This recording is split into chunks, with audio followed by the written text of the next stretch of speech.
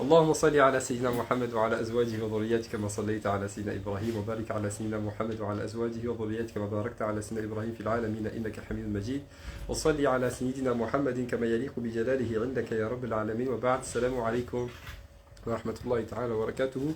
اللهم علمنا ما ينفعنا وانفعنا بما علمتنا وزدنا علما مباركا يا رب العالمين. اللهم إنا نسألك العلم والإيمان والعمل. اللهم إنا نسألك علما نافعا ورزقا طيبا وعملا متقبلا يا رب العالمين. وصلي وسلم وبارك على سيدنا محمد وعلى آله وصحبه أجمعين. سبحان ربك رب العزة عما يصفون وسلام على المرسلين والحمد لله رب العالمين وبعد. Mes très chers frères, mes très chères sœurs, assalamu alaikum wa rahmatullahi ta'ala wa barakatuhu. Bienvenue à tous. Inch'Allah, on va rester un bout de temps ensemble. Qu'Allah subhanahu wa ta'ala fasse que ce soit le plus bénéfique possible. Alors, notre sujet c'est les madhab. Vous avez très probablement tous et tous entendu parler d'un madhab à plusieurs reprises. Qu'est-ce que c'est qu'un madhab? Donc le sujet c'était qu'est-ce qu'un madhab et pourquoi est-ce qu'il est obligatoire de suivre effectivement un madhab. D'abord, qu'est-ce que c'est qu'un madhab? Pour répondre à cette question-là, on a un petit cheminement, Inch'Allah, qu'on va essayer de suivre ensemble. Ce petit cheminement, il consiste à commencer par une affirmation. C'est une affirmation sur laquelle nous sommes a priori tous et tous d'accord. C'est le fait que le musulman et la musulmane, effectivement, dans leur pratique de la religion, suivent le Coran et la Sunna. Ils suivent le Coran et la Sunna à trois niveaux. Et ces trois niveaux-là, ce sont les trois niveaux que le prophète sallallahu alayhi wa sallam a définis dans le fameux hadith dont vous avez tant entendu parler. Quel est ce hadith? C'est le hadith de Jibril. Le hadith de Jibril, vous ferez une petite recherche dessus sur Internet, même si il ne faut pas trop apprendre sur Internet, mais le hadith de Gabriel, dans lequel le prophète sallallahu alayhi wa sallam est interrogé sur quatre choses. Il est interrogé sur l'islam, il est interrogé sur l'iman et il est interrogé sur l'ihsan. Le prophète sallallahu alayhi wa sallam, dans le hadith de Jibril, donc, est interrogé sur quatre éléments. Il est interrogé sur l'islam, d'une part, il est interrogé sur l'iman, d'autre part, et puis il est interrogé sur l'ihsan à la fin. Donc il est interrogé, le prophète sallam, sur ces trois éléments-là. Et le prophète sallallahu alayhi wa sallam, il va répondre, lorsqu'il est interrogé sur l'islam, il va répondre que l'islam correspond très simplement aux cinq piliers de l'islam. Il dit c'est le fait que tu... l'islam, c'est le fait que tu attestes qu'il n'y a pas d'autre Dieu qu'Allah, que Mohammed est l'envoyé d'Allah, que tu accomplisses la prière, que tu t'acquittes de l'aumône légale, que tu fasses le jeûne du mois de Ramadan et que tu fasses le pèlerinage à la Mecque si tu en as le moyen. Donc le prophète sallam à l'islam, il a répondu en citant qu'uniquement que des actes extérieurs, parce que ces cinq piliers de l'islam-là, ce sont en fait des actes extérieurs. Ce sont des actes extérieurs, ce sont des actes palpables, qui sont techniques, effectivement. Ensuite, quand il a été interrogé sur l'iman, il a répondu en citant les six piliers de la foi. C'est le fait que tu crois en Allah, en ses anges, en ses livres, en ses prophètes, au jour du jugement dernier et au destin, qu'il soit bon ou mauvais. Ces six éléments qui sont une condition à la validité de la foi musulmane. Et donc là, il a répondu en citant des croyances intérieures qui ne se voient pas. Okay? C'est invisible, c'est à l'intérieur. Et ensuite, quand il a été interrogé sur l'ihsan, il a répondu en citant deux piliers. Il dit il dit c'est le fait que tu adores Allah comme si tu le voyais, car si tu ne le vois pas, eh bien évidemment, lui, il te voit. Et donc, premier pilier, al-mushahada, la contemplation, adore Allah comme si tu le contemplais véritablement. Hein, et le second pilier, c'est le contrôle permanent, al-muraqaba. Car si tu ne le vois pas, eh bien, assurément, lui, il te voit. Et donc, est ce contrôle permanent, est cette conscience permanente du fait qu'Allah subhanahu wa ta'ala te voit, t'entend, etc. Donc, trois niveaux, al-islam, al-iman et al-ihsan. Ce qui nous intéresse, nous, c'est l'islam. Donc, l'islam, dans les sciences religieuses, okay, ça correspond à ce qu'on appelle al-fiqh, la jurisprudence. Dans les sciences religieuses, okay, l'islam, qui correspond un petit peu aux actes extérieurs, aux cinq piliers de l'islam. Quand on va dans les sciences religieuses, ça correspond à une science que l'on appelle la jurisprudence. Donc la jurisprudence, c'est une science dans laquelle on étudie uniquement que les actes extérieurs. On n'étudie pas les croyances, parce que la croyance est une autre science religieuse qu'on appelle al-tawhid ou bien al-aqida. C'est ça qui correspond à l'iman, la seconde chose sur laquelle a été interrogé le prophète sallallahu alayhi wa sallam. Et quant à la troisième chose sur laquelle a été interrogé le prophète sallam, al-ihsan, ça correspond à la spiritualité, ce qu'on appelle al-tasawwuf ou le soufisme.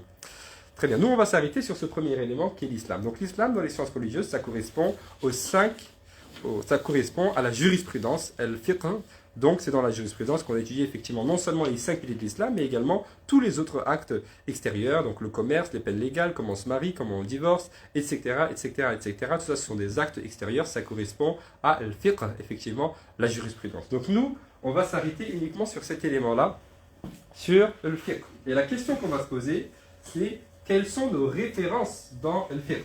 Très bien. On sait que c'est dans la jurisprudence que l'on va apprendre comment est-ce que l'on doit pratiquer notre religion. Dans la jurisprudence, dans le fiqh, on va voir comment est-ce que l'on fait pour pratiquer la religion. Très bien. Mais quand on va dans la jurisprudence, quand on va dans le fiqh, comment est-ce que l'on sait qu'est-ce qu'on choisit là-dedans? Et là, je reviens à ce que j'ai dit au départ. Donc, n'importe quel musulman et n'importe quelle musulmane est d'accord pour dire que notre religion, effectivement, on va l'apprendre du Coran et de la Sunna. Ça va de soi. Donc ce sont les principales sources de notre religion. On a dans notre religion, dans les sciences religieuses, ce que l'on appelle usul al-fiqh. Ce sont les fondements de la jurisprudence. Donc les premiers fondements effectivement de notre religion sont bien évidemment, on commence toujours par le Coran d'abord, le livre d'Allah, premièrement, et secondement on a la Sunna. Donc la Sunna, on la tire des hadiths. Des hadiths du prophète sallallahu alayhi wa sallam. Et puis on a, troisièmement, on a le consensus des savants, qu'on appelle al-ijma'. Al-ijma', c'est le consensus des savants, c'est lorsqu'à une époque donnée, sur une question donnée, la totalité, ou bien l'écrasante majorité des savants sont tous d'accord pour dire une chose là. C'est ce qu'on appelle un consensus. Donc les sources, effectivement, premières de notre religion, c'est le Coran, ensuite la Sunna et ensuite le Ijma'. Et il y a d'autres sources, il n'y a pas que ça comme source, okay? Il y a une dizaine d'autres en fonction effectivement de la liste qu'on établit de sources. Pour nous, on s'arrête sur ces principales sources-là, le Coran, la Sunna et le consensus. Très bien. Si je sais que ma religion, je vais le prendre du Coran et de la Sunna, je vais chercher ma religion du Coran et de la Sunna, bien évidemment. Le Coran, c'est le livre d'Allah, et la Sunna, c'est les hadiths du prophète sallallahu alayhi wa sallam. C'est là-dedans que je vais chercher ma religion. Donc, lorsque j'ai envie de faire une chose, a priori, okay, je veux savoir le jugement d'une chose, ou bien je veux faire une chose, je veux savoir quel est le jugement de la religion là-dessus, ou bien comment je dois faire cette chose-là, qu'est-ce que je vais faire? Je vais chercher dans le Coran et dans la Sunna, n'est-ce pas? Je prends un Coran, Al-Mus'haf, le voici, Inch'Allah. Je l'ouvre, n'est-ce pas? Et je devrais avoir là-dedans les règles religieuses qui sont un petit peu explicites pour pouvoir aller les chercher. Okay? Mais dans la réalité, si je veux savoir comment faire les ablutions, est-ce que je vais chercher dans le Coran comment faire les ablutions? Si je veux savoir comment faire la prière, est-ce que je vais chercher dans le Coran comment faire la prière? Si je veux savoir comment je donne ma zakat, ou bien comment je fais le jeûne du mois de Ramadan, ou bien comment je divorce, etc., etc., est-ce que nous allons voir effectivement dans le Coran? Si je vous donne à vous, à l'un d'entre vous, à l'une d'entre vous, un mushaf, et je lui dis, tiens, ouvre le Coran et explique-moi la prière de A à Z. Okay? La personne ne va pas être capable, à partir du Coran, de m'expliquer ce qu'est la prière de A à Z. Si je lui dis, dis-moi telle ou telle autre règle. Okay? Ce qui veut dire qu'il y a d'autres éléments, effectivement, qui sont à prendre en compte. Et bien évidemment, le livre d'Allah est tout à fait complet. Il y a donc d'autres éléments à prendre en considération. Quels sont ces autres éléments? Donc, pour pouvoir aller chercher dans le Coran, et c'est la même chose pour la sunna du prophète sallallahu alayhi wa sallam. En fait, on considère que le Coran et la sunna, c'est ce que l'on appelle de la matière brute. C'est de la matière brute. Okay? Et cette matière brute, pour pouvoir la travailler, j'ai besoin d'un certain nombre d'outils. Le Coran, effectivement, c'est du Coran que je sors ma religion et que j'extrais les règles religieuses. Mais pour pouvoir aller chercher les règles religieuses dans le Coran, j'ai besoin d'avoir un certain nombre d'outils. Et c'est pareil pour la sunna du prophète sallallahu alayhi wa sallam. Donc ça s'assimile un petit peu à ce qu'on appelle la matière brute. Cette matière brute, j'ai besoin d'outils pour aller la travailler. J'ai les outils, je peux aller travailler cette matière brute. Je n'ai pas les outils, je ne peux pas aller travailler cette matière brute. Donc, si je ne peux pas aller travailler cette matière brute, qu'est-ce que je vais faire? Je vais m'orienter vers la personne qui a la capacité d'effectivement travailler cette matière brute. N'est-ce pas? J'aime bien prendre l'exemple d'une personne qui a la volonté d'avoir une table en bois. Une personne qui a volonté d'avoir une table en bois ou d'acheter une table en bois. Voilà, je viens de déménager, ma maison est vide, j'aime bien le bois, donc je vais avoir une table en bois. Qu'est-ce que je vais faire? Est-ce que je vais aller prendre une hache ou bien une tronçonneuse et puis je vais me rendre dans la forêt la plus proche et puis je vais m'attaquer à un arbre et je vais dire, qu'est-ce que tu fais? J'ai juste besoin d'une table en bois pour ma maison. Ok, on n'a jamais vu une personne faire cela. Ok, qu'est-ce qu'elle va faire la personne? Elle va aller à Ikea, elle va voir un vendeur, elle va lui dire j'ai besoin d'une table en bois pour ma maison, on va lui demander voilà, qu'est-ce que vous voulez, quelles sont les mesures, etc. Et puis on va lui donner la table en bois, ok, qui est déjà prête, la personne va payer, puis elle va se retourner avec sa table en bois. C'est exactement la même chose. J'ai besoin d'une table en bois, très bien. Est-ce que je vais aller directement vers la matière brute, à savoir le bois, dans la forêt pour le travailler? Absolument pas. Pourquoi? Parce que je n'ai pas les outils pour aller travailler cette matière brute. C'est exactement la même chose. Comme je sais que la matière, que la table vient du bois, je sais effectivement que mes règles religieuses viennent du Coran. Mais comme je n'ai pas les outils pour aller travailler le bois directement dans la forêt, de la même manière je n'ai pas les outils pour aller travailler le Coran directement, qu'est-ce que je vais faire? Je vais m'orienter vers la personne qui a la capacité de travailler le bois et qui va m'offrir cette table. De la même manière, je vais m'orienter vers la personne qui a la capacité d'aller travailler le Coran, ok, pour avoir effectivement les règles religieuses. Donc pour aller travailler le Coran, j'ai besoin d'un certain nombre d'outils. Quels sont ces outils dont j'ai besoin pour pouvoir aller travailler le Coran? D'abord, il faut que je connaisse bien évidemment l'histoire. Vous savez, ce qu'on appelle plutôt Asbab al-Nuzul. Asbab al-Nuzul, ce sont les causes de la révélation. Les causes de la révélation, la majorité des versets du Coran ont ce qu'on appelle une cause de la révélation. C'est-à-dire qu'il s'est produit quelque chose, ou bien, et puis à la suite de cela, il y a eu ce verset qui a été révélé. Il faut que je connaisse les causes de la révélation de chacun de ces versets-là, dans les détails. Ok. Il y a un certain nombre de versets qui existaient avant, ok, qui existent toujours, mais qui ne sont plus appliqués. Ok. Il y a ce qu'on appelle al-nasikh wal mansoukh, l'abrogeant et l'abrogé. Il y a des versets qui sont toujours dans le Coran, mais qu'on n'applique plus. Okay. Est-ce que j'ai la connaissance de cela? Il y a ce qu'on appelle al-am wal-khas. Okay. Il y a des versets qui ont été révélés avec une formulation générale, mais qui ont une application spécifique. Ou bien qui ont été révélés avec une formulation spécifique, mais qui ont une application qui est générale. Est-ce que je connais tout cela? À la tête de tout cela, avant de parler de tout cela déjà, est-ce que je maîtrise la langue arabe? Pas la langue arabe d'Elijah, mais la langue arabe véritable. Pas la langue arabe véritable que j'ai aujourd'hui, mais la langue arabe véritable qu'il y avait au temps du prophète sallallahu alayhi wa sallam. Est-ce que je maîtrise tout cela? Okay. Donc ça, ce sont quelques outils qu'il est nécessaire effectivement d'avoir. Pareil pour la sunna du prophète sallallahu alayhi wa sallam. Je n'ai pas ces outils, donc je ne peux pas aller directement chercher mes règles religieuses dans le Coran. Donc, lorsqu'on explique cela, on comprend que les musulmans et les musulmanes, la totalité des musulmans et des musulmanes, eh bien, se divisent en deux catégories. Il y a les musulmans et les musulmanes qui ont les outils pour aller chercher, pour aller travailler le Coran et la Sunna. Et puis, il y a les musulmans et les musulmanes qui n'ont pas les outils pour aller chercher dans le Coran et la Sunna. Okay. On a donc deux catégories de musulmans et de musulmanes. On a ceux qui ont les outils pour aller chercher dans le Coran et la Sunna, et ceux qui n'ont pas les outils pour aller chercher dans le Coran et la Sunna. Quels sont ces outils? Ce sont ces sciences religieuses. Okay. La totalité de ces sciences religieuses. Pour pouvoir aller chercher dans le Coran, pour pouvoir aller extraire les règles du Coran, j'ai besoin d'avoir atteint un degré terminal dans l'ensemble des sciences religieuses. Et la personne qui a atteint ce degré terminal dans l'ensemble des sciences religieuses, on lui donne un nom, on l'appelle al-mujtahid. Al-mujtahid, vous pouvez retenir ce terme-là. Si vous voulez l'écrire en français, en phonétique, on peut l'écrire M-U-J-T-A-H-I-D, donc un mujtahid. Un mujtahid, c'est la personne qui a atteint ce degré terminal dans l'ensemble des sciences religieuses et qui donc a les outils nécessaires pour pouvoir aller extraire les règles du Coran et de la Sunna. C'est une personne qui a les outils nécessaires pour pouvoir aller travailler la matière brute. Okay, c'est une personne qui est assimilable à la personne qui a une formation très poussée dans le bois, je ne sais pas s'il y a un terme pour ça, qui a fait une formation professionnelle pour cela, qui est spécialiste sur la question, et donc qui va dans la forêt pour travailler effectivement le bois. C'est une personne qui est mujtahid. Okay? Si je ne suis pas mujtahid, donc si je n'ai pas les outils nécessaires pour pouvoir aller travailler la matière brute, alors je suis le contraire du mujtahid. Et le contraire du mujtahid, c'est le muqallid. C'est le muqallid, c'est la personne qui n'a pas les outils qui n'a pas atteint ce degré terminal dans l'ensemble des sciences religieuses, cette personne, on l'appelle muqallid. Muqallid, M-U-Q-A-2-L-I-D, pour l'écrire en phonétique. Donc, mujtahid, c'est la personne qui a atteint ce degré terminal dans l'ensemble des sciences religieuses et qui peut aller travailler la matière brute, qui est le Coran ou la Sunna. Muqallid, ça vient justement du terme qallada, a suivi.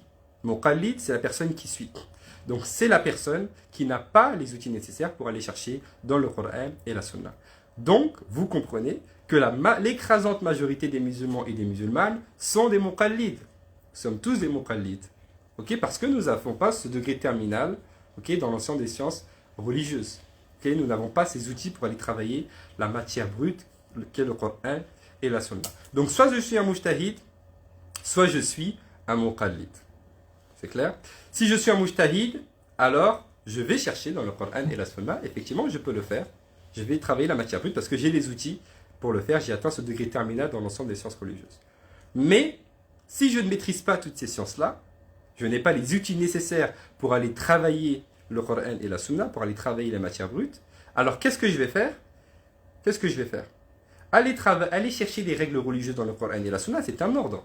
C'est ce qu'Allah nous demande normalement. Okay? Mais si je n'ai pas les outils pour le faire, alors il y a un autre ordre d'Allah qui devance celui-ci. Cet ordre, c'est « Fas'alu ahla dhikri in kuntum la ta'lamun » Demandez aux gens de science si vous ne savez pas. Donc je dois aller chercher dans le Coran et la Sunna, mais je n'ai pas les outils pour le faire, je ne suis pas un savant dans l'ensemble des sciences religieuses, alors qu'est-ce que je dois faire? Je dois m'orienter vers ceux qui ont le savoir, et je dois les suivre. Le suivisme, c'est ça le muqallid. Al-taqlid, hein? Le muqallid, al-taqlid, c'est le suivi, c'est le fait de suivre. Je n'ai pas les outils pour aller chercher dans le Coran et la Sunna, donc je vais suivre les savants qui ont atteint ce degré-là. El-mujtahid, très simplement. Ce qui veut dire que moi, musulman et musulmane, okay, qui n'ai pas les outils nécessaires pour aller chercher dans le Coran et la Sunna, qu'est-ce que je vais faire? Je vais suivre les avis des savants mujtahidin, ceux qui ont eu les outils nécessaires pour aller chercher dans le Coran et la Sunna. Très bien. Jusqu'ici, donc, on est arrivé à une étape. Cette étape, c'est celle de dire, ok, pour aller appliquer ma religion, je dois suivre les savants mujtahid. Très bien. Alors, nous allons suivre les savants mujtahid. Et les savants mujtahidin, il y en a eu beaucoup dans l'histoire de l'islam. Il y en a eu des dizaines et des dizaines. Il y en a eu parmi les compagnons. Il y en a eu parmi les tabiri, parmi tabiri. Et après eux également, il y a eu beaucoup de savants, d'imams, mujtahidin. Il y en a eu énormément.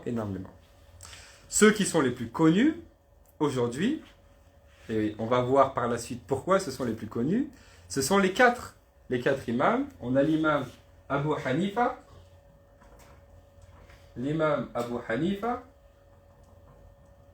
on a l'imam Malik,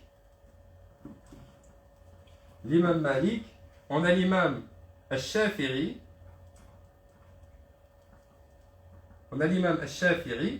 et puis on a l'imam Ahmed. L'imam Ahmed ibn Hanbal. Et puis il y en a d'autres, Al-Awza'i, etc. Bon, je dis, il y a eu beaucoup de savants mujtahidin dans l'histoire. Il y en a eu beaucoup. Ok, très bien. Donc, je dois suivre un de ces savants mujtahidin, très simplement. Mais parmi tous ces savants mujtahidin, il y en a quatre pour lesquels, effectivement, les travaux et les avis de leur méthodologie nous sont parvenus et se sont transmis de siècle en siècle, d'époque en époque, de savants en étudiants, depuis leur époque jusqu'à aujourd'hui. Et ce sont des madhahib, ce sont donc des imams pour lesquels les avis et les méthodologies ont été travaillés et retravaillés, ont été détaillés et détaillés encore avec des ouvrages, avec des analyses, etc. Et donc, avec le temps, et à cause de cela, la communauté musulmane s'est unie autour de ces quatre imams-là. Je dis, ce ne sont pas les seuls. Il y en a eu beaucoup dans l'histoire de l'islam. Mais ce sont les quatre pour lesquels l'ensemble de la communauté musulmane s'est unie autour de eux. Autour de l'imam Abu Hanifa, autour de l'imam Malik, autour de l'imam al-Shafi'i et autour de l'imam, effectivement, Ahmed, qui font partie de ces mujtahid, donc de ces savants qui avaient les outils nécessaires pour pouvoir aller travailler directement la matière brute, aller travailler le Coran et la Sunna. La communauté s'est unie autour d'eux. D'abord parce que donc, leurs travaux nous sont parvenus et ont été classifiés, ont été détaillés, ont été travaillés et retravaillés. Et le prophète sallallahu alayhi wa sallam nous dit dans un hadith La tajtabi'u ummati ala dalalah. Il dit ma communauté, elle ne s'unira jamais dans l'erreur, dans l'égarement. Ce qui veut dire que si la communauté du prophète sallam elle s'est unie là-dessus, alors c'est forcément la vérité. Ça, c'est le hadith du prophète sallallahu alayhi wa sallam. Et il n'est pas autorisé de faire autre chose, effectivement, que cela. Donc la communauté du prophète sallam, elle s'est unie autour de ces 4 savants-là. Je répète, donc, quels sont ces 4 savants-là? L'imam Abu Hanifa, l'imam Malik, l'imam al-Shafi'i, l'imam Ahmed. Ce sont 4 savants, parmi tous les savants, effectivement, qui ont atteint ce degré terminal dans la totalité des sciences religieuses. Et donc, il y avait les outils pour pouvoir aller travailler le Coran et la Sunna. Et donc, ce sont des savants que nous devons suivre. Nous, on a dit, qu'est-ce qu'on a dit? On doit suivre un des savants qui a les outils nécessaires pour pouvoir aller travailler le Coran et la Sunna. Donc, un savant qui est mujtahid. Très bien. La communauté s'est unie autour de ces 4 savants-là. Donc, ce sont l'un de ces 4 savants-là que l'on va forcément suivre pour appliquer notre religion. Donc, je veux savoir quel est le jugement de la religion sur telle chose, ok, ou comment faire telle chose, ok. Bien sûr, ma source, c'est le Coran et la Sunna, mais je n'ai pas les outils pour aller chercher dans le Coran et la Sunna. Donc, qu'est-ce que je vais faire? Je vais voir ce que dit un de ces savants, un de ces mujtahids-là, très simplement. Très bien. Ces savants mujtahids, que ce soit l'imam Malik ou l'imam Shafi'i, etc., ils ont mis au point des méthodologies. Eux, ils avaient la science nécessaire pour pouvoir aller travailler le Coran et la Sunna. Donc, pour aller travailler le Coran et la Sunna, ils ont mis au point des méthodologies. Ok, si vous faites des maths, on peut dire ils ont mis en place des fonctions. Ok, f de x pour l'imam Malik, f de y pour l'imam al-Shafi'i, etc., etc., etc. Ils ont mis en place des méthodologies. Et cette méthodologie, ok, c'est ce que l'on peut appeler al-madhhab. C'est ce que l'on peut appeler al-madhhab. Madhhab, l'école, entre guillemets, ou bien le rite. C'est la méthodologie de l'imam. Donc c'est pour ça qu'on parle de madhhab maliki, pour la méthodologie de l'imam Malik, pour l'école de l'imam Malik. On dit al-madhhab al-hanafi, le madhhab hanafite, pour la méthodologie de l'imam Abu Hanifa, pour l'école de l'imam Abu Hanifa. On dit madhhab shafi'i, le madhhab shafi'ite, pour la méthodologie de l'imam al-Shafi'i, pour l'école de l'imam al-Shafi'i, et ainsi de suite. Donc ce sont des méthodologies, des écoles qui ont été fondées à partir de la méthodologie, effectivement, de ces imams-là. Très bien. On comprend donc que le musulman et la musulmane, qui veut appliquer sa religion, pour appliquer sa religion, il est nécessairement dans un madhhab. Pourquoi? Parce qu'Allah lui demande d'aller chercher dans le Coran et la Sunna. Mais il n'a pas les outils pour aller chercher dans le Coran et la Sunna. Alors qu'est-ce qu'il doit faire? Il doit suivre un savant. Ok? Il doit suivre un savant qui a effectivement le niveau nécessaire pour aller chercher dans le Coran et la Sunna. Il y a eu beaucoup de savants qui avaient les outils nécessaires pour aller chercher dans le Coran et la Sunna. Vous ne voyez pas le tableau. Vous ne voyez pas le tableau. Connexion. Oui, mais en fait, vous ne pouvez pas. De toute façon, même si vous voyez le tableau, vous ne pourrez pas lire parce que c'est à l'envers. Il aurait fallu que je mette la caméra de l'autre côté et que vous vous occupiez du live. Khair, Inch'Allah. Ces éléments-là, éventuellement, je les mettrai en story après le live, Inch'Allah. Donc, je dois suivre un savant qui a les outils nécessaires pour aller chercher le Coran, pour aller chercher dans le Coran et la Sunna. Il y en a eu beaucoup, et il y en a 4 autour desquels l'ensemble de la communauté musulmane s'est unie. C'est l'imam Abu Hanifa, l'imam Malik, l'imam al-Shafi'i, l'imam Ahmed. Donc aujourd'hui, si je suis musulman sunnite, je suis forcément dans l'une de ces 4 écoles-là. Puisque c'est le seul moyen de pouvoir appliquer ma religion. Et c'est ce qu'Allah subhanahu wa ta'ala me demande, de suivre ceux qui ont les outils nécessaires pour pouvoir aller chercher dans le Coran et la Sunna, et donc savoir quels sont les jugements religieux de telle ou telle chose. Très bien. Une fois qu'on a dit cela, on comprend donc l'obligation, et là c'est pour répondre à la question. Et là on comprend bien l'obligation qu'ont cité les savants sunnites pour la personne qui n'a pas les outils nécessaires pour aller chercher dans le Coran et la Sunna, de suivre un madhab, de suivre un de ces 4 savants-là. Okay. La personne qui a les outils nécessaires pour aller chercher dans le Coran et la Sunna, elle doit le faire. Elle doit le faire. Allah subhanahu wa ta'ala lui demande de le faire, elle doit le faire. Mais la personne qui n'a pas les outils pour le faire, elle n'a pas le droit de le faire. Et si elle le fait, elle s'égare. Okay. C'est le même exemple que la personne qui n'a pas les outils nécessaires pour aller travailler le bois dans la forêt, mais qui dit non t'inquiète, je vais me débrouiller. Elle prend une tronçonneuse, elle va couper l'arbre, qu'est-ce qui va se passer? Eh bien l'arbre risque de lui tomber sur la tronche, et puis elle risque de mourir. Ok? Après on va faire génération. Non, c'est pas possible. Donc là c'est exactement la même chose, je ne peux pas aller travailler le Coran et la Sunna, alors que je n'ai pas les outils pour aller travailler le Coran et la Sunna, sinon je risque effectivement de m'égarer. Donc je vais suivre un savant qui a les outils pour pouvoir le faire. Et donc il est pour cela obligatoire, il est obligé pour moi, effectivement, de suivre un savant qui a atteint le degré nécessaire pour aller chez dans le Coran et la Sunna. On a dit qu'il y en a eu beaucoup, mais il y en a 4 pour lesquels la communauté musulmane sunnite s'est donc unie autour de eux. Et comme dit le prophète sallam, la communauté du prophète sallam, ma communauté ne s'unira jamais effectivement dans l'égarement. Et donc effectivement on s'unit autour de ces 4 savants-là, que sont l'imam Abu Hanifa, l'imam Malik, l'imam Al-Shafi'i, l'imam Ahmed ibn Hanbal. J'ai vu qu'il y a des questions qui passaient, vous les notez s'il vous plaît? Oui, je note. Très bien. Voilà pour l'obligation effectivement de suivre un madhab. Donc ça c'est important, et les gens peuvent se poser un petit peu la question de savoir pourquoi est-ce qu'on parle toujours de cela. On parle toujours de cela parce que c'est la base. Parce que c'est la base. Je dis quand une personne vient nous poser une question, et qu'on lui répond, elle dit mais j'ai vu tel avis, et j'ai vu tel avis, et j'ai vu tel avis, et j'ai vu tel avis. Qu'est-ce que je fais? Qu'est-ce que je dois choisir?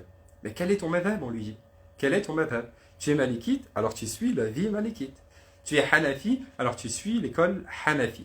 Tu es shafi'i, alors tu suis l'école shafi'i. Je dois choisir une de ces 4 écoles-là. Très bien. Comment je fais mon choix? Comment est-ce que je fais pour savoir, est-ce que je vais suivre l'imam Malik, la méthodologie de l'imam Malik, ou bien l'école hanafite, ou bien l'école shafi'i? Comment est-ce que je choisis cela? Les savants ont 2 paroles là-dessus.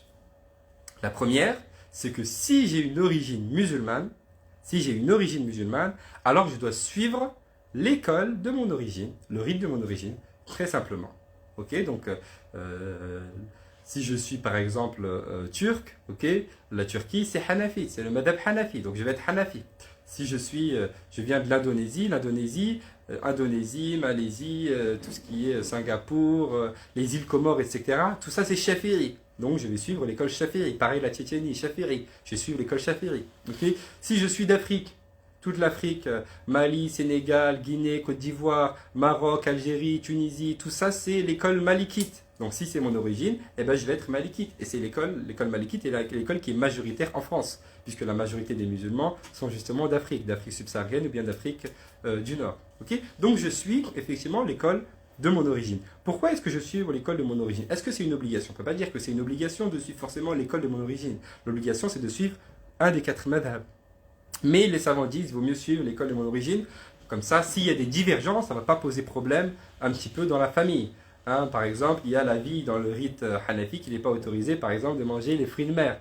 Okay. Si moi je suis Hanafi, je ne mange pas les fruits de mer, et ma mère est malikite et elle décide de cuisiner des fruits de mer parce qu'elle est malikite, elle doit les manger, et moi je suis Hanafi, et je dis à ma mère non mais je ne vais pas manger avec vous parce que voilà, ça va créer des problèmes dans la famille, et etc. C'est juste un exemple un petit peu bateau que je vous donne.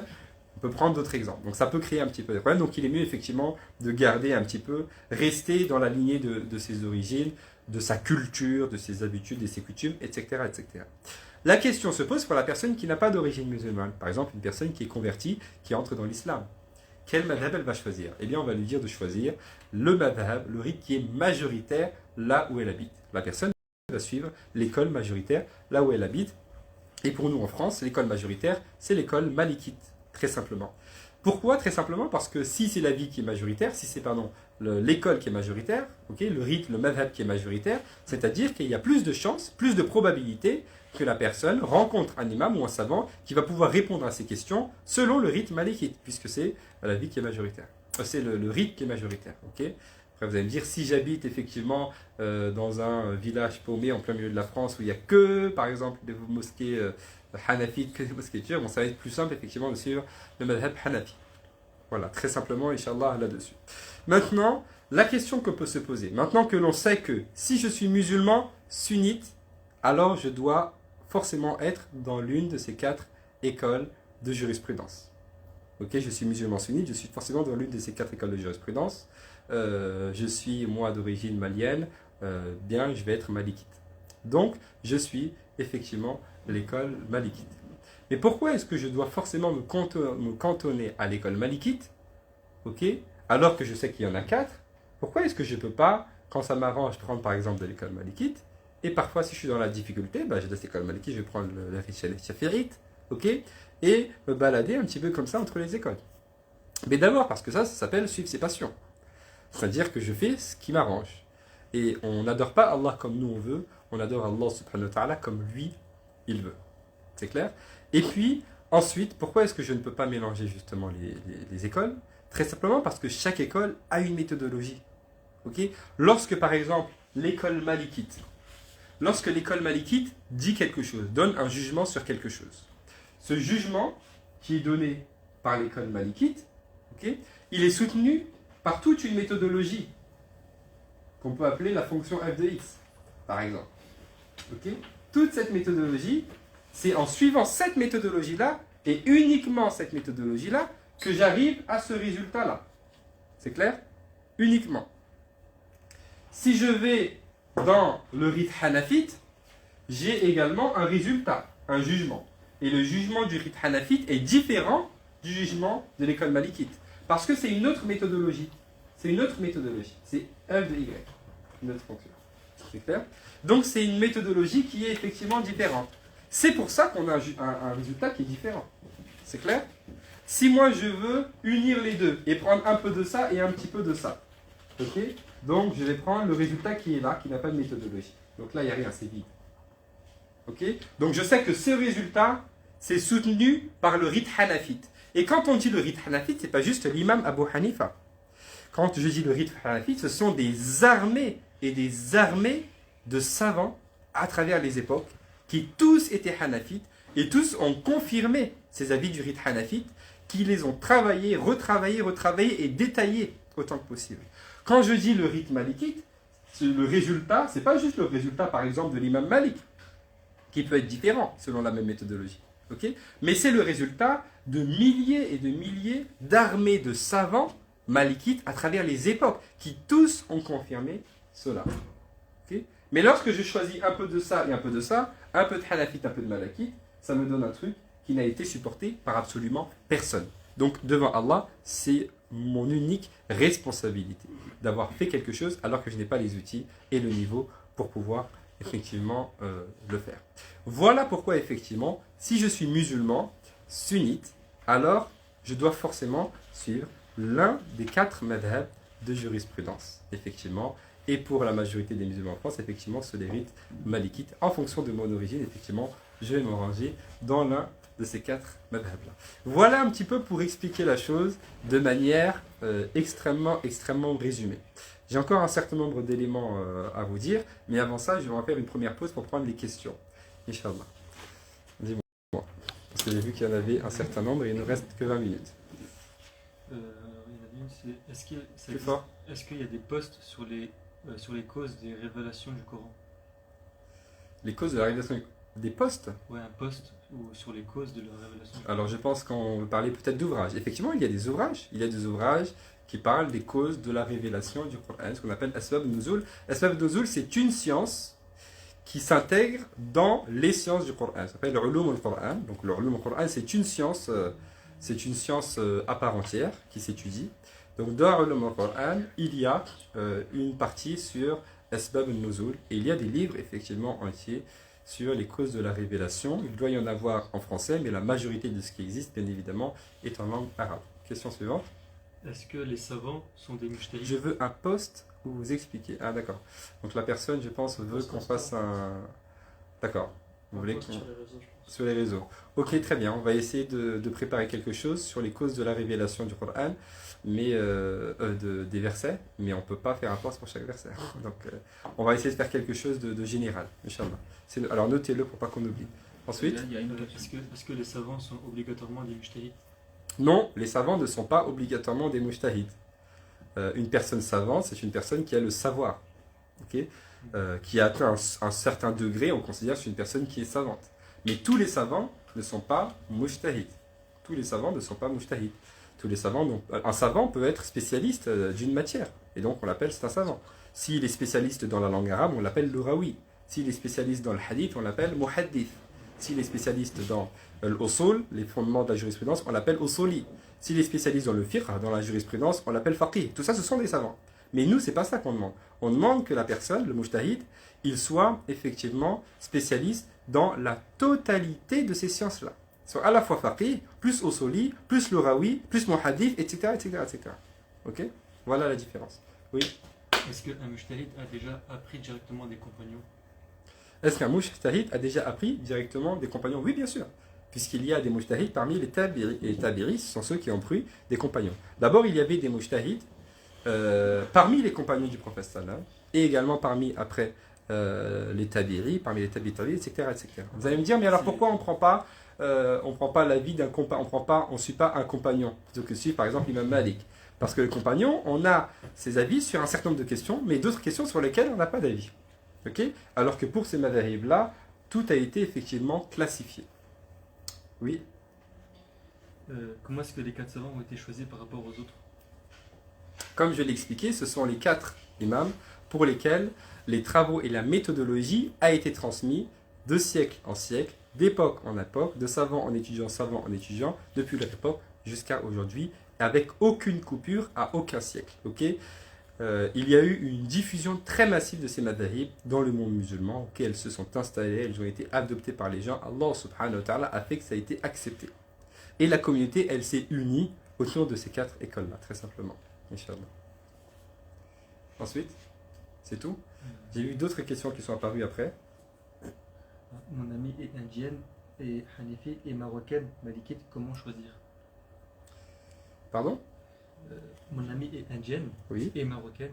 Comment choisir son madhab? Je choisis un madhab. Personne choisit.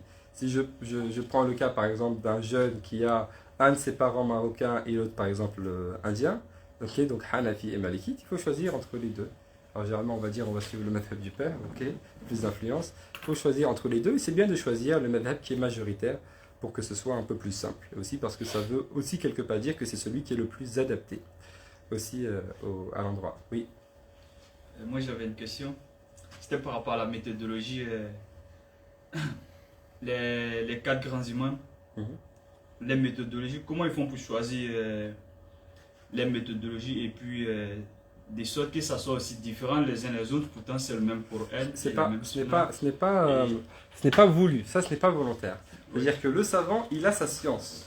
Et c'est justement parce qu'il a sa science qu'il doit faire ce travail-là. Il a atteint ce degré terminal dans l'ensemble des sciences religieuses. Et donc Allah subhanahu wa ta'ala, il lui demande justement un ijtihad.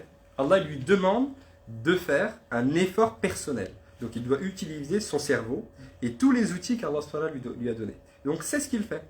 C'est lui qui se pose et qui travaille avec son cerveau et avec la science qu'Allah subhanahu wa ta'ala lui a donnée. Et donc ça, c'est un travail personnel. C'est une méthodologie qui a été mise en place un petit peu de manière personnelle. Donc forcément, les gens sont différents, réfléchissent de manière différente. Okay? Et donc ils arrivent à des résultats qui sont différents. Mais tous ces résultats sont acceptés. Le résultat de l'imam Malik est accepté, le résultat de l'imam Abu Hanifa est accepté, pareil pour l'imam Shafi'i, pareil pour l'imam Ahmed. Les 4, c'est accepté. Quand le mujtahid, comme dit le prophète sallam dans le hadith, quand le juge rend un jugement et qu'il arrive à un bon résultat, il a 2 récompenses. Et lorsqu'il arrive à un mauvais résultat, il a 1 récompense. Dans tous les cas, il est récompensé. C'est une obligation qu'il a, il fait son effort et le résultat auquel il arrive, il le suit, très simplement. C'est clair? Oui. Très bien. Oui. Où trouve-t-on les règles de l'école malikite, par exemple? Est-ce que tu conseilles des livres? Alors ça, ce sont les ouvrages de jurisprudence, très simplement. Nous sommes là dans la jurisprudence, okay, dans une science qui s'appelle al-fiqh, la jurisprudence. Donc la jurisprudence, elle elle s'étudie. C'est très bien que cette question elle soit posée, puisqu'aujourd'hui en France, on a un gros problème de méthodologie sur l'apprentissage de la religion. Nous sommes dans une période, dans une époque de l'information de masse. Beaucoup d'informations partout, sur Twitter, sur Instagram, sur Facebook, sur les sites internet, sur les stories, sur les contre-appels. Il y a des hadiths, des versets, des sagesses, des livres, des parties de livres, okay, des pages qui passent, etc., etc. Mais on n'a pas besoin de tout ça. Ça peut choquer de dire ça, mais on n'a pas besoin. On n'a pas besoin de toutes ces informations-là. Ceux qui étaient avant nous, les siècles passés, avaient beaucoup moins d'informations, mais ils avaient une plus grande spiritualité que nous-mêmes. Donc, trop d'informations tue l'information. C'est pas comme ça qu'on apprend la religion. L'apprentissage de la religion, pour l'apprentissage de la religion, il y a une échelle. Il y a une échelle d'apprentissage à respecter. Et c'est le cas pour la jurisprudence. Donc dans la jurisprudence, il y a effectivement une échelle d'apprentissage à respecter. On commence par le niveau 0, et puis on passe au niveau 1, et puis au niveau 2, et puis on évolue de cette manière-là.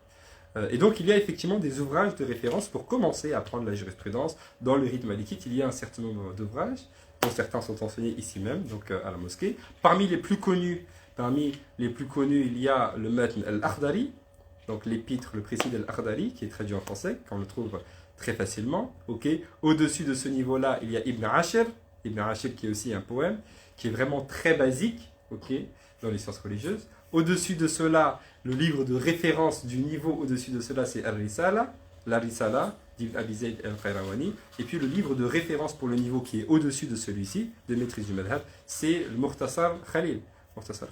Et puis ensuite, entre tous ces livres-là, il y a d'autres livres, et au-dessus également, il y a d'autres livres, et puis après on arrive à la jurisprudence comparée entre les différents madhahib, etc., etc. Donc c'est comme ça, et ça, j'insiste là-dessus parce que même dans l'enseignement, il y en a beaucoup qui se sont un peu éloignés de cette méthodologie. Il y en a même qui enseignent un petit peu la jurisprudence, avec d'autres méthodologies, etc. Mais la méthodologie traditionnelle, de nos savants, c'est celle-ci. C'est de passer de livre en livre, de cette manière-là. C'est comme ça qu'on a appris, c'est comme ça, effectivement, qu'on enseigne. C'est important. Et donc, c'est important que maintenant, dans tout ce que je fais, je fasse attention, effectivement, à suivre mon madhab. Et ce que je viens de vous expliquer, donc les 4 madhabs, c'est les références du sunnisme. C'est les références de Ahl Sunnah wal Jama'a. Et donc là, parce que souvent, on voit des personnes qui font des mises en garde, ou bien qui font des critiques contre tel imam, ou bien contre telle mosquée, ou bien contre tel madrasa, ou bien contre tel institut, etc., etc. Les références de l'imam de Ahl Sunnah wal Jama'a sont des références qui sont connues, que ce soit dans la croyance, dans la spiritualité ou dans la jurisprudence. Dans la jurisprudence, les références, c'est les 4 madhahib, très simplement. Ce sont les 4 écoles de jurisprudence. Voilà. Ensuite, comment se fait-il qu'il y ait des avis différents dans le même madhab? Il y a des avis différents dans le même madhab, c'est très bien, parce que je voulais évoquer cela par la suite, parce que la méthodologie peut nous faire arriver à des résultats qui sont différents, très simplement. Alors, il y aura toujours un avis qui est majoritaire. Il y aura toujours un avis qui est majoritaire dans le madhab. Et ce qui nous est demandé, ce qui est demandé aux musulmans, un petit peu donc de la masse, c'est de toujours suivre autant que possible l'avis majoritaire. En fait, avant cela, d'abord, à la base, on ne parle pas aux gens de la masse de madhahib et de madhab.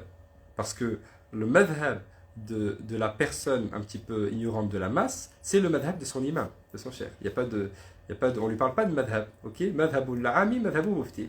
Le madhab du fidèle, okay, qui va prier à la mosquée, qui n'a pas forcément appris la religion, etc., etc., il n'a pas besoin de savoir madhab maliki, il a juste besoin d'aller poser la question à son imam, et il doit avoir une confiance pleine. Et il va appliquer, quand il sait que c'est une personne de science, qui a étudié, etc., etc., bien évidemment, c'est une chose qui doit être une personne reconnue pour cela, etc., et son madhab, c'est son imam, très simplement. Mais aujourd'hui, il y a tellement de personnes qui ont remis en cause un petit peu ces références un petit peu authentiques de l'islam orthodoxe, etc., avec d'autres avis, d'autres mouvements, etc., etc., que maintenant on est obligé de dire aux gens, non, dans votre religion, si vous êtes sunnite, il faut appliquer l'islam sunnite, donc c'est l'une des 4 écoles de jurisprudence, bien évidemment. Donc à l'intérieur d'un madhab, il y a toujours un avis majoritaire, et ce qui m'est demandé, c'est de toujours suivre l'avis qui est majoritaire. Et puis il y a d'autres avis qui sont des avis qui sont minoritaires, auxquels d'autres savants sont aussi arrivés. Okay, parce qu'il y a le mujtahid qui peut aller chercher dans le Coran et la Sunna, mais il y a aussi le mujtahid, par exemple, au sein effectivement d'un madhab. Ça aussi c'est tout à fait Possible. Et donc, dans un madhab, il peut y avoir plusieurs avis. Par exemple, dans le rite malikite, en ce qui concerne la position des mains dans la prière, alors ça n'a pas d'importance considérable, puisque ça n'a aucun impact sur la validité de la prière, c'est même pas un acte obligatoire ni sunnah, c'est vraiment juste mustahab, c'est partie des mandoubat. L'avis majoritaire dans le rite malikite, c'est que pendant la prière, je garde les mains le long du corps, ce qu'on appelle as-sadl. Mais il y a aussi un autre avis dans le rite malikite, qui est aussi un avis fort, considéré, qui dit, j'attrape mon poignet gauche avec ma main droite. C'est aussi un avis. Okay, en ce qui concerne la prière du Fajr, qui précède la prière au Sobh, l'avis majoritaire dans le rite maliki, c'est de faire cette prière en récitant uniquement la Fatiha. Mais il y a aussi un autre avis dans le rite qui dit on récite Qul ya ayyuhal kafirun, ou bien al-Ikhlas. Okay, donc il peut y avoir plusieurs avis. Autant que possible, je suis moi l'avis qui est majoritaire, bien évidemment. Alors d'abord, je suis l'avis de mon imam. Bien évidemment, je suis l'avis de mon cher, de mon imam. Peu importe. Mais sinon, effectivement, je vais suivre toujours l'avis qui est majoritaire dans le rite. Et si jamais je suis dans l'incapacité de suivre l'avis qui est majoritaire, je vais exposer mon cas à mon imam ou bien à mon cheikh ou bien à une personne qui a la science pour pouvoir traiter ces choses-là. Okay, je vais lui exposer mon cas et cette personne va m'orienter. Okay, cette personne va m'orienter, peut-être va m'orienter vers un autre avis qui n'est pas l'avis majoritaire, qui est un avis minoritaire. Okay, parce que peut-être que c'est celui qui est le plus adapté pour moi. Okay, si je ne peux pas appliquer cet avis minoritaire, il va m'orienter vers encore un autre avis qui est minoritaire, etc. etc. Puis ensuite, peut-être, il va m'orienter vers un avis majoritaire d'un autre madhab. Okay, il y a toujours des solutions. Okay, avec chaque difficulté, il y a effectivement donc une facilité. Hein? Qu'est-ce qu'on peut dire d'une personne qui ne Plus suit fort, s'il te plaît. Qu'est-ce qu'on peut dire d'une personne qui ne suit pas d'école, mais qui suit Cheikh Fawzan, etc., des savants comme lui? Que peut-on dire d'une personne qui ne suit pas une école, mais qui suit Cheikh Fawzan, Cheikh Albani, etc. C'est une personne... Alors, d'abord, les gens sont libres. Nous, on ne force absolument personne. Et personne ne peut forcer personne. Les gens sont libres de faire les choix qu'ils veulent, y compris sur le plan religieux. Mais nous, on ne fait qu'expliciter les choses. Voilà. L'islam sunnite, dans la jurisprudence, effectivement, l'écrasante majorité des savants, ils nous disent, c'est ça la méthodologie, effectivement, c'est de se conformer obligatoirement à l'une des 4 écoles de jurisprudence. Très simplement. Maintenant, si la personne veut faire autre chose, elle peut faire autre chose. Simplement, il faut qu'elle sache ce que disent, effectivement, les savants qui sont sunnites. Ensuite, si on veut étudier un petit peu la chose, au fait, la personne qui suit, par exemple, Cheikh Fawzan, ou bien Cheikh Albani, qu'est-ce que ça veut dire, dans le fond? Qu'est-ce que ça veut dire? Ça veut dire que c'est une personne qui décide de délaisser d'abord la méthodologie de l'imam Malik, ou bien de l'imam Abu Hanifa, ou bien de l'imam Ash-Shafi'i, qui sont tous des salaf salih, ce sont tous des pieux prédécesseurs. Okay, c'est ceux qui sont venus après les compagnons. Okay, ça veut dire qu'elle décide de délaisser leur méthodologie à eux, et pas seulement leur méthodologie à eux, mais la méthodologie des milliers et milliers de savants, parce que je vous dis, un madhab, c'est pas un savant, c'est pas juste l'imam Abu Hanifa, c'est l'imam Abu Hanifa déjà, donc c'est largement suffisant, mais en plus de ça, c'est tous les savants à travers tous les siècles qui sont passés jusqu'à aujourd'hui, donc depuis 13 siècles, c'est tous ces savants-là qui ont tous confirmé le madhab. Elle décide de mettre tout cela de côté pour suivre un savant du 18e siècle. C'est ça que ça veut dire, pour suivre un savant du 18e siècle. Okay, donc là, il y a vraiment un problème effectivement sur la méthodologie. Pareil, il y a des personnes aussi qui disent je ne suis pas de madhab, je suis uniquement le hadith parce que on doit suivre le hadith ou bien on doit suivre le Coran. Mais quand je vais prendre un hadith par exemple, ce hadith-là, les savants ont plusieurs interprétations de ce hadith-là. Quelle interprétation je vais suivre? Je suis l'interprétation de tel savant. Ah, donc tu suis le madhab de tel savant. Très simplement. Pourquoi tu me dis que tu ne suis pas de madhab? On suit forcément un madhab. Forcément. Oui. Comment se fait-il que le continent africain suive l'école malikite, l'Asie, une autre école, etc.? C'est très simplement, ça c'est pour des questions peut-être un petit peu politiques ou bien géographiques, voilà, géopolitiques. Donc le madhab s'est diffusé un petit peu, donc effectivement. C'est la vie, c'est le madhab qui s'est le plus diffusé là-bas, donc les gens l'ont adapté. Peut-être que peut-être aussi qu'il y a un certain nombre de choses dans le madhab qui facilite un petit peu la chose aux personnes qui vivent dans cette région. Allahu a'lam. C'est tout? Il n'y a pas d'autres questions? Alors j'en ai vu ici pendant que je répondais. Il demande si tu peux faire un live sur les croyances maturidites. Il nous reste encore 5 minutes. Pardon, sur la croyance. Maturidites et Ash'ari. Inch'Allah, on fera un live. Là, de toute façon, ça c'est le premier live d'une série.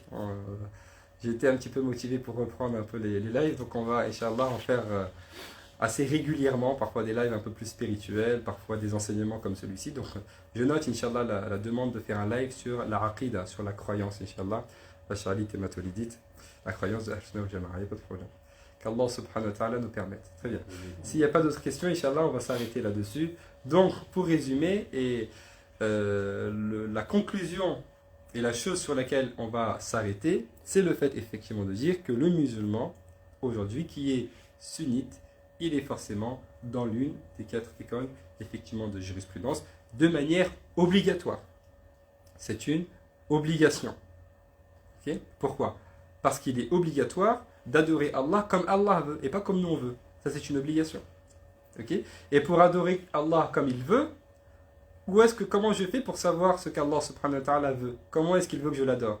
Je vais dans le Coran et la Sunna. Mais je ne peux pas le faire. Donc je suis le savant qui va chercher dans le Coran et la Sunna. Et ce savant, c'est le madhab. Très simplement. Donc il m'est obligatoire de suivre effectivement le madhab. Ça fait partie des usul de Ahl-Sunnah wal Jama'a. Ça fait partie des fondements du sunnisme.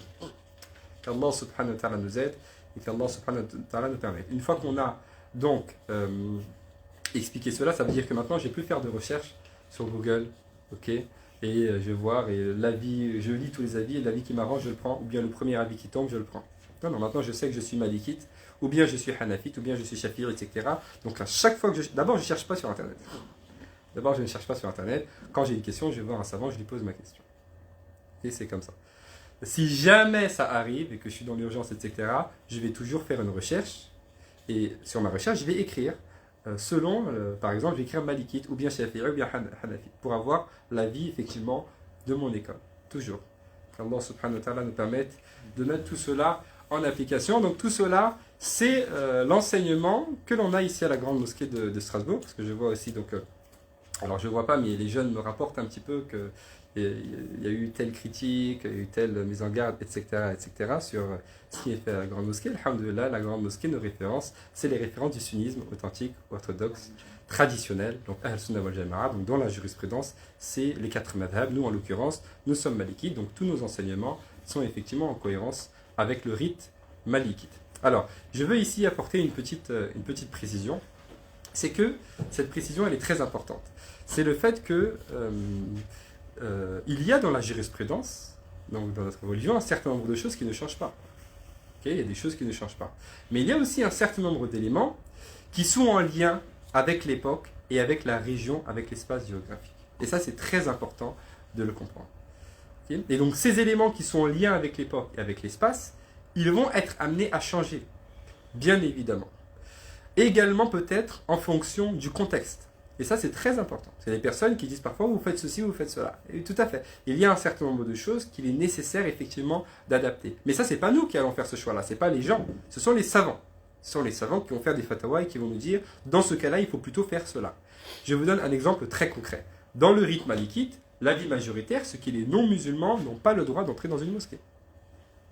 Dans le rite malikite, l'avis majoritaire, c'est que les musulmans n'ont pas le droit d'entrer dans une mosquée. Nous sommes malikites, donc on devrait appliquer cela. Okay? Nous sommes dans un pays non musulman. Okay? Il y a beaucoup de choses qui sont dites sur l'islam, sur les plateaux télé, sur les réseaux sociaux, etc. etc. Nous n'avons pas la possibilité d'aller corriger cela. Okay? L'une des meilleures solutions que l'on a, c'est de leur dire, venez voir ce que l'on fait. Venez dans notre mosquée, venez voir, venez regarder, venez écouter, on va vous expliquer ce que c'est que l'islam, etc., etc. Et donc là, un certain nombre de savants nous disent, non, pour ceux qui sont effectivement en Europe, etc., il faut au contraire ouvrir vos mosquées et les faire venir dans vos mosquées autant que possible. Et ils se basent là-dessus sur un certain nombre de preuves, de choses qui sont faites au temps du prophète, sallallahu alayhi wa sallam. Ça, c'est un exemple. Okay? C'est juste un exemple. Et puis, il y a beaucoup d'autres exemples. Alhamdulillah. Je ne veux pas être beaucoup trop long. On va avoir bientôt la prière du Isha. En tout cas, j'espère que ce live aura été bénéfique. S'il y a encore d'autres questions, n'hésitez pas. Je vais faire une story dans laquelle je vais mettre peut-être autres questions qui font suite à ce live, peut-être aussi pour les personnes qui le verront par la suite. Et puis éventuellement, on fera une série de questions-réponses pour compléter un petit peu, Inch'Allah, ce live. Qu'Allah subhanahu wa ta'ala nous permette. Et je vous demande de le partager très largement, parce que si les musulmans et les musulmanes, et surtout les jeunes, comprennent un petit peu ce concept de madhab, il y a beaucoup de questions qui vont sauter. Parce qu'on a beaucoup de questions. Parce que si les gens avaient compris ce concept-là, on n'aurait pas toutes ces questions-là. Donc je vous demande vraiment de le partager très largement. Inch'Allah, barakallahu fikum. Subhanakallahumma wa bihamdik, nashhadu an la ilaha illa anta, astaghfiruka wa natubu ilayk. اللهم صل وسلم وبارك على سيدنا محمد وعلى اله وصحبه اجمعين. اللهم تقبل منا انك انت السميع العليم وتوب علينا انك انت التواب الرحيم واتنا في الدنيا حسنه وفي الاخره حسنه وقنا عذاب النار. حبب الينا الايمان وزينه في قلوبنا وكره الينا الكفر والفسوق والعصيان واجعلنا من الراشدين. بسر ونور القرآن العظيم وببركة بسم الله الرحمن الرحيم. الحمد لله رب العالمين الرحمن الرحيم مالك يوم الدين. إياك نعبد وإياك نستعين. اهدنا الصراط المستقيم صراط الذين أنعمت عليهم غير المغضوب عليهم ولا الضالين. آمين. اللهم صل على سيدنا محمد عبدك ورسولك النبي الأمي وعلى آله وصحبه وسلم تسليما. سبحان ربك رب العزة عما يصفون وسلام على المرسلين والحمد لله رب العالمين. Je vous souhaite une très bonne soirée. Bien évidemment, le live sera enregistré, enfin il reste en rediffusion, Inch'Allah. Assalamu alaikum wa rahmatullahi ta'ala wa barakatuh.